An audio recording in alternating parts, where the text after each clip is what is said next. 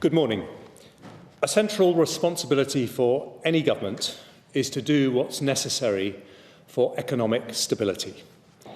This is vital for businesses making long-term investment decisions and for families concerned about their jobs, their mortgages and the cost of living.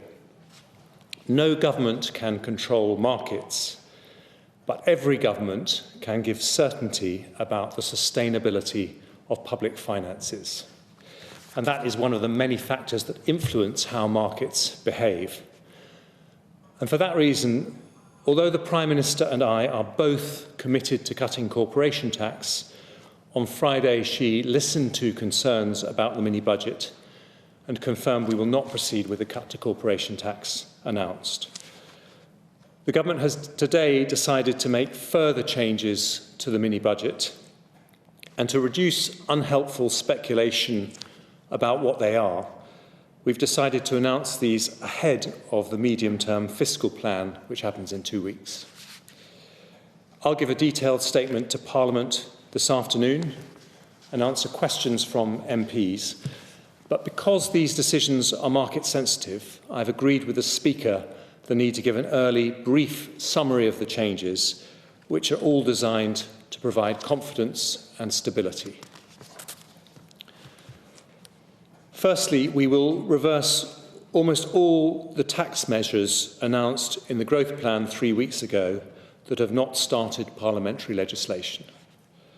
So whilst we will continue with the abolition of the health and social care levy and stamp duty changes, we will no longer be proceeding with the cuts to dividend tax rates, the reversal of off-payroll working reforms introduced in 2017 and 2021, the new VAT-free shopping scheme for non-UK visitors, or the freeze on alcohol duty rates.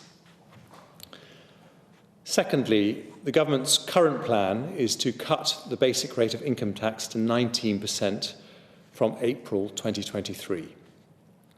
It is a deeply held conservative value, a value that I share, that people should keep more of the money they earn. But at a time when markets are rightly demanding commitment to sustainable public finances, it is not right to borrow to fund this tax cut. So I've decided that the basic rate of income tax will remain at 20%, and it will do so indefinitely until economic circumstances allow for it to be cut. Taken together with the decision not to cut corporation tax and restoring the top rate of income tax, the measures I've announced today will raise every year around £32 billion.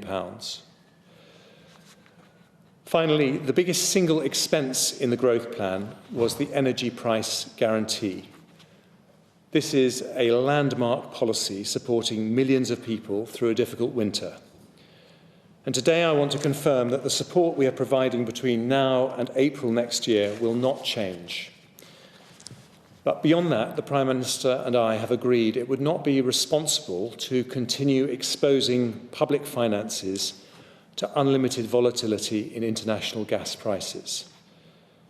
So I'm announcing today a Treasury-led review into how we support energy bills beyond April next year. The objective is to design a new approach that will cost the taxpayer significantly less than planned, whilst ensuring enough support for those in need. Any support for businesses will be targeted to those most affected, and the new approach will better incentivise energy efficiency. The most important objective for our country right now is stability.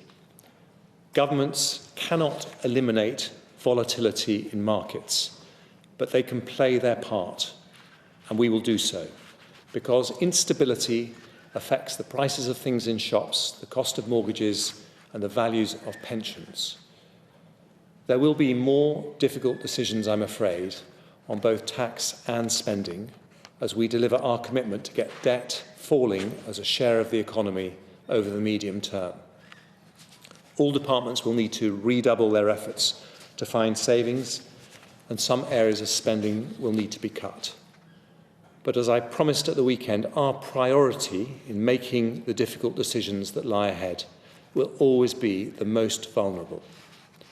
And I remain extremely confident about the UK's long-term economic prospects as we deliver our mission to go for growth. But growth requires confidence and stability, and the United Kingdom will always pay its way. This government will therefore take whatever tough decisions are necessary to do so. Thank you.